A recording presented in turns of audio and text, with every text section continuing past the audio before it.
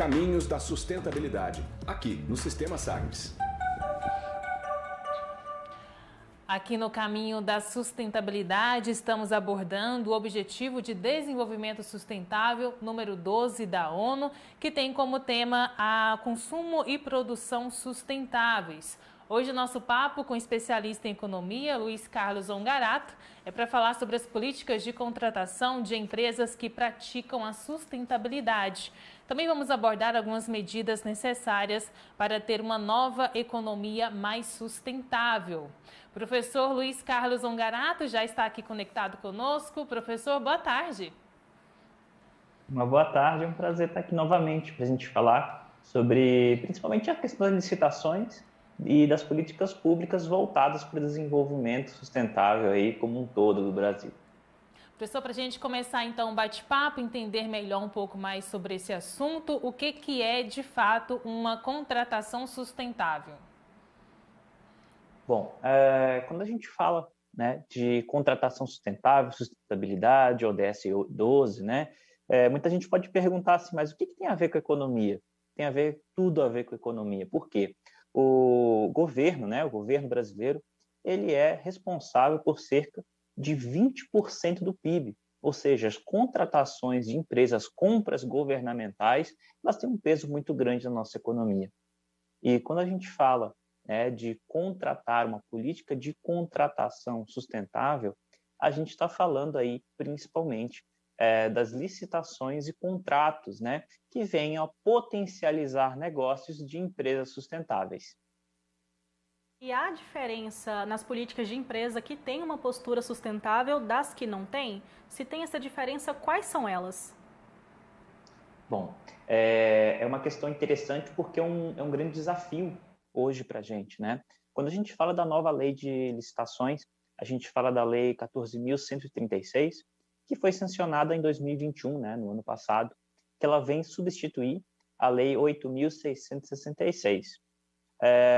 Só que, né, qual que é a diferença aí, né, entre essas duas legislações que hoje ainda elas andam em paralelo, né? As duas leis de contratações e licitações elas andam em paralelo. Que a nova lei de licitações ela prevê uma política e uma possibilidade muito mais forte para a gente ter, de fato, empresas sustentáveis competindo de igual para igual, ou nós temos editais, né, de licitação aí voltadas para empresas que praticam a sustentabilidade. Hoje ainda, né, a gente tem um desafio a superar, que é essa barreira de não termos hábito, não termos um costume, não ser uma política pública. De fato, apesar de ter legislação, a gente não faz a contratação ou não privilegia sempre ali a contratação de empresas sustentáveis. Pois é, professor, a gente tem até alguns dados do ano de 2019 que apontam que somente no âmbito da administração pública federal, apenas 0,18% das contratações e bens se pautaram por critérios de sustentabilidade. O que explica, professor, essa expressiva baixa, né? As contratações sustentáveis, elas são, digamos, mais complexas, elas elevam de alguma maneira os custos da própria administração? Por isso que a gente está com esse número tão baixo? Sim, por ser um dado de 2019, né, o último dado que a gente tem acesso, também a gente não tem ali a própria legislação nova, que ela vem o quê? Justamente potencializar isso. Porque como a gente viu que apenas nem 1%, né, das contratações são sustentáveis, vamos colocar assim, a gente tem uma nova legislação que a gente provavelmente vai começar a ter o primeiro reflexo dela lá em 2023, 2024. Tá? Então, a gente espera aí que depois de 2 anos dessa legislação vigente, isso venha a mudar. Mas qual que é o grande desafio? O grande desafio é o preço. Né? Como a maioria das nossas licitações elas são voltadas para preço, a empresa sustentável ela não consegue diretamente bater o preço. Por quê? Por conta dos desafios que a gente já tem conversado aqui no decorrer das últimas semanas. Muitas vezes você quer comprar o produto mais barato, mas o produto mais barato não necessariamente é aquele de melhor qualidade, aquele que vai deixar uma pegada sustentável. e aquele que vai durar mais tempo e gerar maior benefício social. Então, a gente precisa também, né, dentro da questão pública, né, das compras públicas, a gente precisa mudar essa mentalidade também para uma mentalidade mais sustentável. Professor, e essa cultura organizacional que nós temos hoje, que é muito pautada pelo materialismo, imediatismo, ela também é um empecilho, né? Pode ser para a realização de contratações sustentáveis? Sim, a gente tem a falta de cultura, né, de fato, dentro do nosso próprio DNA, né, vamos colocar assim, dentro das organizações, principalmente organizações públicas. A gente fala muitas vezes em comprar muito, mas comprar muito barato, né, ou às vezes privilegiar uma empresa em detrimento de outra, né, porque, enfim, licitações é um tema muito delicado, principalmente quando a gente fala de Brasil, aí envolve política e tudo mais. Então, quando a gente fala dessa falta de hábito, a gente também está falando de uma adequação, tá? Quando a gente fala da criação de uma lei que ela permite e ela enfatiza a contratação de empresas sustentáveis, a gente já começa a observar que a própria administração pública ela já está mudando.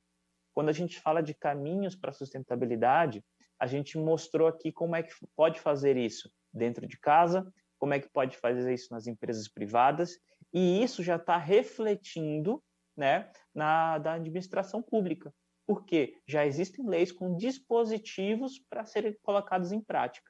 Então, o nosso legislativo fez a parte. Então, cabe ao nosso executivo, né, contratar ali empresas, privilegiando empresas sustentáveis.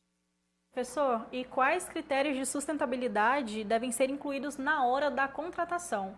E aí eu aproveito essa pergunta já para emendar uma segunda pergunta para o senhor, se alguns desses critérios eles podem acabar restringindo a competitividade. Bom, o primeiro passo, né, vamos colocar assim, para um fornecedor ele poder vender ao Estado, ao município, né, ao governo federal, ele fazer um cadastro no IBAMA. A partir daí, ele tem ali uma autorização, né, de ser um fornecedor sustentável. A partir daí, é visto se a empresa não faz nenhuma atividade irregular, né, se ela tem uma cadeia de gestão de fato sustentável, se ela tem uma preocupação com a logística reversa, todos aqueles indicadores que a gente já comentou aí anteriormente em outras participações, mas que vale a pena a gente falar aqui, né? A gestão de recursos naturais, gestão da água, gestão de resíduos, então todas essas questões, além da própria característica do produto, de repente ser um produto orgânico, ser um produto biodinâmico. E aí, né, respondendo, já pegando esse gancho, respondendo a tua segunda pergunta, o que a gente não pode ter, qual que é o desafio hoje, né, numa licitação imagina a gente fazer uma licitação para um produto, de repente é um alimento, né, um que é orgânico e o outro não é orgânico, e eles concorrerem em pé de igualdade. Aí, de fato, né, se for uma licitação que ela olha exclusivamente preço, o produto orgânico ele vai ser o quê? Mais caro, ele vai ser menos competitivo. Mas se a gente observar que devemos criar uma licitação não somente de preço, mas uma licitação que envolve técnica, envolve fatores de exclusão também para empresas que tenham, de repente, alguma ação, né, dentro uma questão legal ou alguma denúncia, alguma investigação, por exemplo, de prejuízo ambiental, de crime ambiental, ela não poder concorrer ali naquela licitação. Então, quando a gente fala de competitividade, a gente está falando de empresas que possuem critérios mais rigorosos, produtos com mais alto valor agregado, de fato, não podem concorrer diretamente com um produto comum, e também a gente tem que começar a pensar, será que vale a pena comprar de qualquer um? Será que vale a pena comprar de quem pratica desmatamento?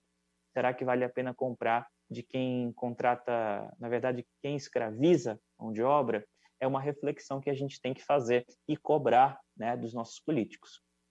Professor, outro ponto a respeito da inserção desses critérios, das práticas de sustentabilidade. Eles acontecem somente no momento licitatório, desse processo licitatório, ou ele acontece também em outras fases? É dentro desse processo, né? A empresa tem que credenciar antecipadamente, tá? E dentro do processo da licitação, tem que conter que um dos critérios técnicos, de fato, é a sustentabilidade. Não é um critério automático, né? Muitas vezes a gente pode pensar assim, na lei 14.133, ela prevê isso agora, então todas as empresas têm que ser sustentáveis. Não, na verdade, ela abre a possibilidade, caso o governo federal, o estadual e municipal queira, né, ter um critério técnico de sustentabilidade, ele pode sim se inserir.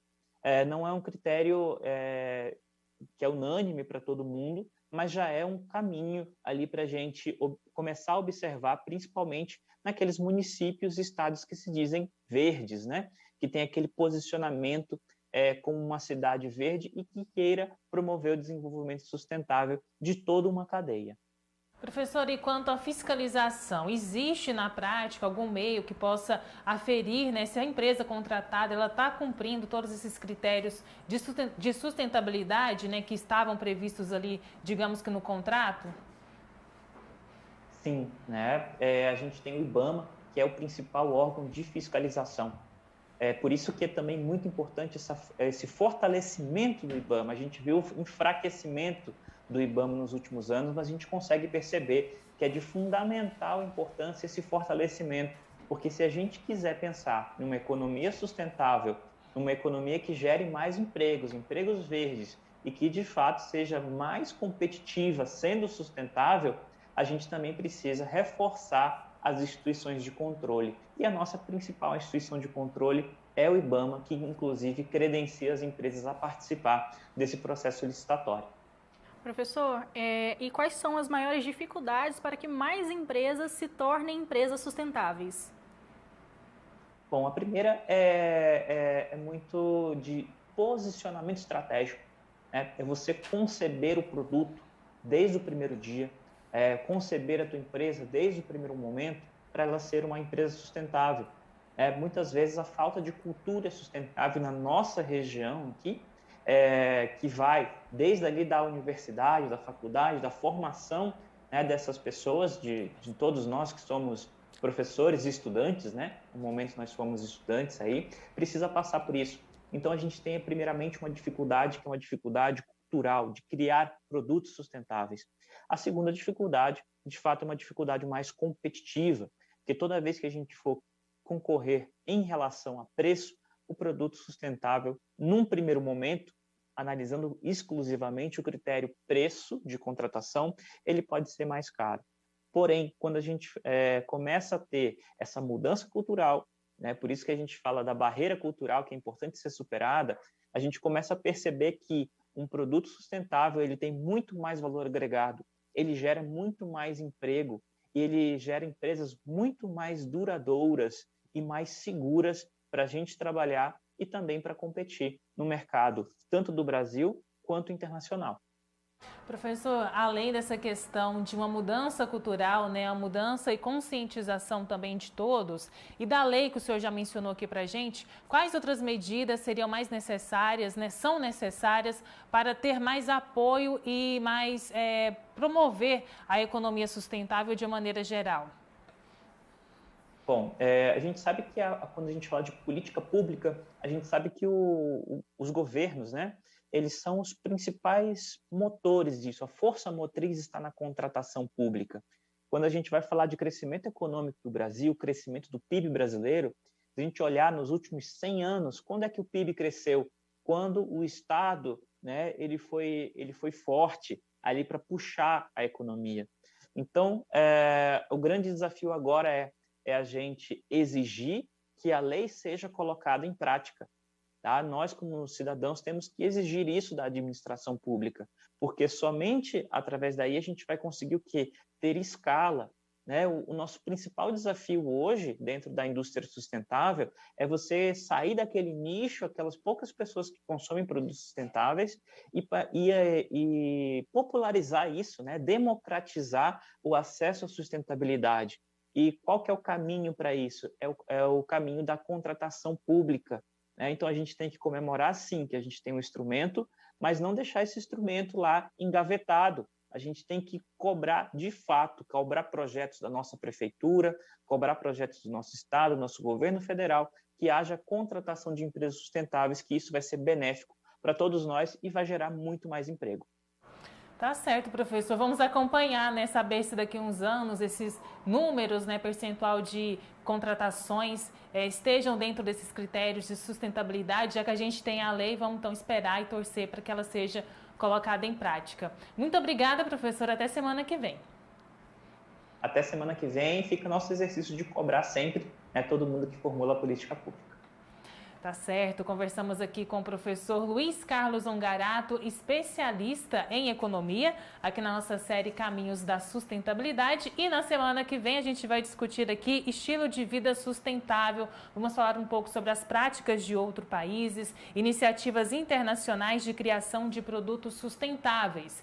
É na próxima semana, aqui na nossa segunda temporada da série Caminhos da Sustentabilidade. Caminhos da Sustentabilidade, aqui no Sistema Sagres.